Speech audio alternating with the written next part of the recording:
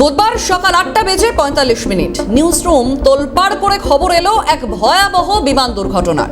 বাংলার আকাশ তখন রোদ ঝলমলে, তবে মহারাষ্ট্রের আকাশে ছিল ঘন কুয়াশা, আর তার মাঝেই শেষ হয়ে গেল মহারাষ্ট্র রাজনীতির এক প্রভাবশালী অধ্যায়।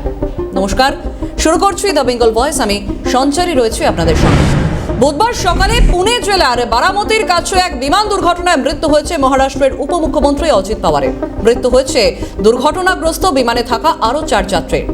বারামতির মাঠে ভেঙে পড়ে লিয়ারজেট 45 চার্টার বিমানটি এবং ঘন কুয়াশার কারণে জরুরি অবতরণের চেষ্টা করেছিলেন পাইলট, কিন্তু তার আগেই সকাল 8টা বেজে 45 মিনিট ঘটে যায় সেই মর্মান্তিক দুর্ঘটনা। অজিত ছাড়াও মৃতদের তালিকায় রয়েছেন এনসিপি নেতার 2 নিরাপত্তা কর্মী, 2 জন বিমান কর্মী, যাদের মধ্যে একজন পাইলট এবং অপরজন ফার্স্ট অফিসার। মহারাষ্ট্রের পাহাড়ি এলাকায় কুয়াশার কারণেই ঘটে এই দুর্ঘটনা, এমনটাই সূত্র মারফত খবর পাওয়া গিয়েছে। বিমান অবতরণের সময় মুখ থুবড়ে পড়ে অজিত পাওয়ারের চার্টার ফ্লাইট। জরুরি অবতরণের সময় আগুন লাগে বিমানে এবং মঙ্গলবারই মুম্বাইয়ে মুখ্যমন্ত্রী দেবেন্দ্র ফডনবিসের নেতৃত্বে মহারাষ্ট্র ক্যাবিনেট কমিটি অন ইনফ্রাস্ট্রাকচারের বৈঠকে যোগ দিয়েছিলেন অজিত পাওয়ার। পরদিন সকালেই এই মর্মান্তিক খবরে রাজ্য রাজনীতিতে শোকের ছায়া।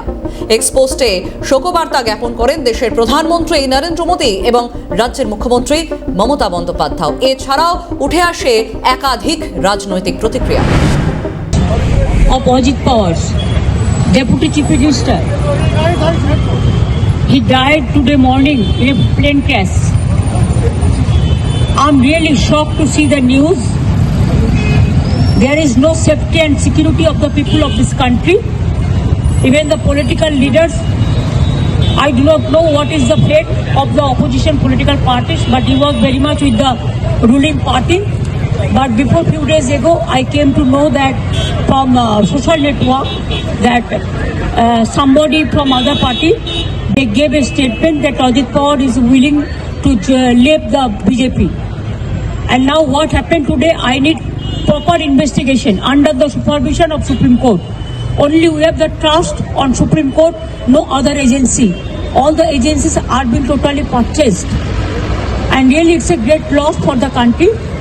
Maybe he's from the opposition. Now he's from the opposition.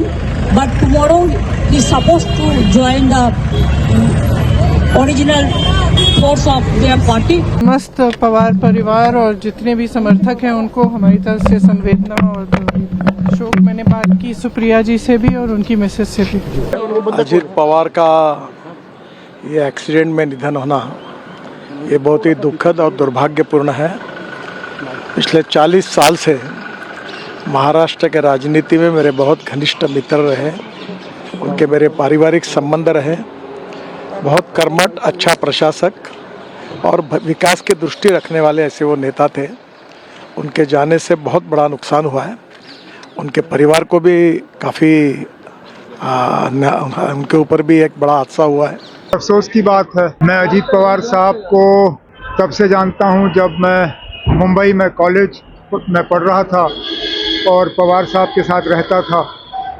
उन दिनों अजीत पवार साहब नए सियासत में शरद पवार साहब की मदद करने के लिए मैदान में उतरे हुए थे। हमेशा महाराष्ट्र के लोगों की उन्होंने सेवा और खिदमत करने की कोशिश की। ये शॉकिंग न्यूज़ है, दर्दनाक है और हृदय विदारक है। आपसी मतभेद रहे हैं पर उनके साथ मुझे काम करने का मौका भी मिला है और अत्यंत कमिटेड और हमेशा काम से काम रखने वाले एक व्यक्ति थे। और मैं पवार साहब को, सुप्रिया को, सुनेत्रा जी को, पार्थ को, जय को, सभी को अपनी संवेदनाएं व्यक्त करना चाहूँगी। और वो लाखों करोड़ों जो बारामती वाले हैं, महाराष्ट्र वासी हैं, उन सबको अपना संवेदनाएं व्यक्त करना चाहूँगी, क्योंकि वो एक महाराष्ट्र के एक मैं कहूँगी अमंग्स द यंगर लीडरशिप थी और काफ़ी प्रॉमिसिंग लीडरशिप थी। उनका इस तरीके से जाना बहुत ही दर्दनाक है। वो डिप्टी सीएम नहीं थे, बल्कि देश के एक जाने माने राजनेता थे। आज उनकी भरपाई शायद मुश्किल। आज हम सब शोक में हैं। समझ नहीं आ रहा है कैसे इतना बड़ा हादसा हुआ।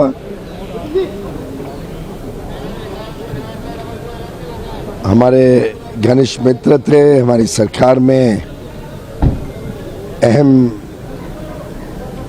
पद पर थे, सहयोगी थे, महाराष्ट्र के बड़े ऊंचे स्तर के नेता। আগামী মাসে মহারাষ্ট্রের জেলা পরিষদের নির্বাচন এবং নির্বাচনী প্রচারে বুধবার মুম্বাই থেকে রওনা এনসিপির শক্ত ঘাঁটি বারামতির উদ্দেশ্যে রওনা দিয়েছিলেন শরদ পাওয়ারের ভ্রাতুষ্পুত্র। 4টি নির্বাচনী জনসভা করার কথা ছিল তার। ফ্লাইট ট্র্যাকার, ফ্লাইট র্যাডার 24 সূত্রে দাবি 8:45 নাগাদ র্যাডার থেকে জাস্ট উধাও হয়ে যায় অজিত পাওয়ারের এই চার্টার্ড বিমান। বারামতি বিমানবন্দরে অবতরণের সময় বিমানের যান্ত্রিক ত্রুটি ধরা পড়ে এবং পাইলট মেডে কল করেছিলেন বারংবার, কিন্তু শেষ রক্ষা হলো না। ফ্লাইট রাইডার 24 এর দাবি পাওয়ারের চার্টার্ড বিমান 2 দফায় অবতরণের চেষ্টা করেছিল। দ্বিতীয় দফায় অবতরণের সময় ভেঙে পড়ে বিমানটি। পাওয়ারের চার্টার্ড ফ্লাইট যে ল্যান্ডিং এর চেষ্টা করেছিল তা প্রত্যক্ষদর্শীদের বক্তব্য থেকেও স্পষ্ট। কি বলছেন শুনুন। आंखों से देखा है, बहुत दुख भरी, दर्द भरी घटना है ये। हमने देखा कि एरोप्लेन जब नीचे आया था ऐसा लग रहा था उसका क्रैश हो जाएगा, ऐसा हम सोच रहे थे, तभी क्रैश हो गया। हम देखे कि हमें लगा नहीं क्रैश हो गया है, लेकिन एयर ट्रैप पे उतरेगा ऐसा लगा, उतर रहा है, लेकिन क्रैश हुआ और उसके बाद स्फोट हो गया उसका ज़बरदस्त। स्फोट होने के बाद वो हम देखने आए, पहले देखा तो उसको आग लगी थी पूरे प्लेन को, और उसके बाद 4-5 स्फोट हो गया विमान में उसका। और उसके बाद बहुत लोग आ गए और उसने निकालने की कोशिश की, लेकिन बड़ी आग लगी, उसके कारण कोई मदद नहीं कर सकता। लेकिन सब आ गए, तब बाद में उसको उसमें आजिदा था। ये हमारे लिए बहुत शौक की बात में है, ये हमें बता नहीं सकते हम बात में ऐसा।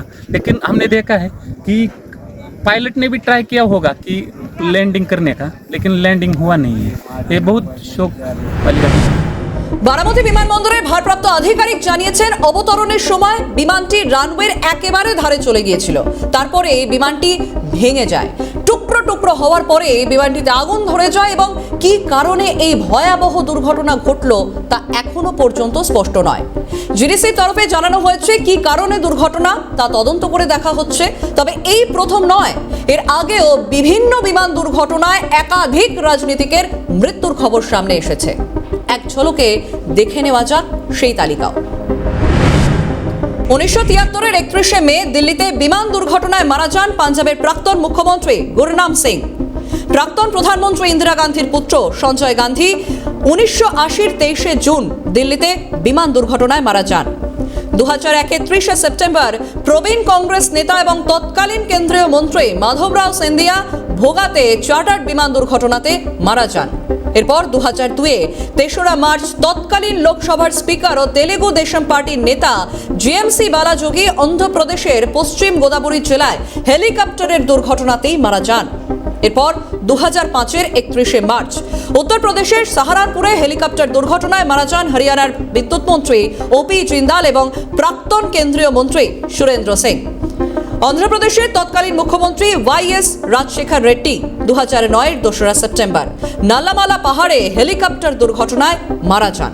30শে এপ্রিল 2011 চীন সীমান্তের কাছে প্রত্যন্ত অঞ্চলে হেলিকপ্টার দুর্ঘটনায় মারা যান অরুণাচল প্রদেশের তৎকালীন মুখ্যমন্ত্রী দোরজি খান্ডু। এরপর 2025-এর 12ই জুন আহমেদাবাদে বিমান দুর্ঘটনায় মৃত্যু হয় গুজরাটের প্রাক্তন মুখ্যমন্ত্রী বিজয় রূপানী। বারামতিতে ভয়ঙ্কর বিমান দুর্ঘটনা, কিন্তু কিভাবে ঘটল এই দুর্ঘটনা জানতে শুরু হয়েছে ইতিমধ্যে উচ্চ পর্যায়ের তদন্ত কমিটি গঠন করতে চলেছে ডিজিসিএ এবং প্রাথমিকভাবে জানা যাচ্ছে যে বারামতি এয়ারপোর্টে অবতরণের সময় যান্ত্রিক ত্রুটি, মেডে কল করেছিলেন পাইলট, কিন্তু তারপরেও শেষ রক্ষা হয়নি। বারবার বিমান দুর্ঘটনার কবলে ভিভিআইপি থেকে সাধারণ মানুষ। কিন্তু কি কারণের জন্য এই ধরনের ভয়ঙ্কর দুর্ঘটনা ঘটে শুনুন কি বলছেন পাইলটরা। আমি নিজে রিয়েলি শক, কেননা এরকম এত আচমকা ডিজাস্টার হতে শুরু করেছে। আর এই যেগুলো ইন জেনারেল যেসব ভিআইপি ক্যারি করে বা এরকম সিএম বা ডেপুটি সিএম ক্যারি করে সেই সব এয়ারক্রাফট বা হেলিকপ্টারগুলো যথেষ্ট ইন্সপেক্টেড হয়েই তারপর কিন্তু আসে। এরকম আচমকা যদি হয়ে থাকে এই 2-3টে কারণই হতে পারে, এর বাইরে তো হবে না। আইদার হিউম্যান এরার, ওয়েদার অথবা টেকনিক্যাল প্রবলেম। যত এই তিনটের বাইরে কোনো কিছু এই মুহূর্তে সম্ভব নয়, বা নেচারে যেটা হতে পারে বার্ডিং বা অন্য কিছু ওয়েদারের উপর। কিন্তু যতক্ষণ না কোনো কিছু কংক্রিট কিছু জানা যাচ্ছে, পার্টিকুলার কোনো একটা টপিকের উপর মানে পয়েন্ট করে বলাটা খুব টাফ। বাট এই তিনটে টপিক সবসময় সামনে থাকে, আইদার হতে পারে হিউম্যান এরার, টেকনিক্যাল, অথবা ওয়েদার বা পার্টি এর জন্য হতে পারে। 5 জন, 2 জন পাইলট, 3 জন প্যাসেঞ্জার, তার মধ্যে ডেপুটি চিফ মিনিস্টার অজিত পাওয়ার ছিল। ল্যান্ড করতে যাচ্ছিল বারামতিতে, যেখানে পোর ভিজিবিলিটি ছিল। তো পোর ভিজিবিলিটি যেখানে আইএলএস নেই, সেখানে ল্যান্ড করা মানে তো খুব দুরাও ব্যাপার। ওখানে না ল্যান্ড করার চেষ্টা না করাই উচিত ছিল, কেন কোনো বারামতিতে শুনেছি কোনো আইএলএস নেই, কিচ্ছু নেই। সেখানে একটা ফিল্ডে ভিএফআর কন্ডিশন দেখে মানে ফিল্ড দেখে ল্যান্ড করা in poor visibility condition is committing harakiri. তো এখানে এটা আমি তো বলবো না কোনো যান্ত্রিক গোলযোগের জন্য কি হয়েছে, এটা তো নিশ্চয়ই মানে কেউ না কেউ এর মধ্যে এটা কোথাও ভুল হয়েছে বা ভুল করেছে, বা যখন দেখেছে পোর ভিজিবিলিটি তখন ব্যাক করে চলে যাওয়া উচিত ছিল মুম্বাইতে। এই রিস্কটা না নিলেই প্রাপ্য। মহারাষ্ট্রের রাজনীতির এক অত্যন্ত প্রভাবশালী ব্যক্তিত্ব এবং দীর্ঘতম সময়ের উপমুখ্যমন্ত্রী অজিত পাওয়ার। সমবায় রাজনীতি দিয়ে তার জীবন শুরু। গোটা রাজনৈতিক জীবনে দেখেছেন অনেক চড়াই উতরাই, কর্মময় ছিল গোটা জীবন। এক নজরে দেখে নেওয়া যাক তার জীবনের রাজনৈতিক যাত্রা। চলুন। তার পুরো নাম অজিত অন্তরাও পাওয়ার। জন্ম হয় 22শে জুলাই 1959 আমিতনগর জেলার দেওয়ালিতে। মহারাষ্ট্রের 4 বারের প্রাক্তন মুখ্যমন্ত্রী শরদ পাওয়ারের ভাইপো। 2024 ডিসেম্বর থেকেই মহারাষ্ট্রে 8ম উপমুখ্যমন্ত্রী হিসেবে দায়িত্ব পালন করেছেন। দেবেন্দ্র ফডনবিসের মন্ত্রিসভায় একনাথ শিন্ডের সঙ্গে উপমুখ্যমন্ত্রীর দায়িত্ব পালন করেছেন। বিভিন্ন সময় মহারাষ্ট্রের উপমুখ্যমন্ত্রীর দায়িত্ব পালন করেছেন তিনি।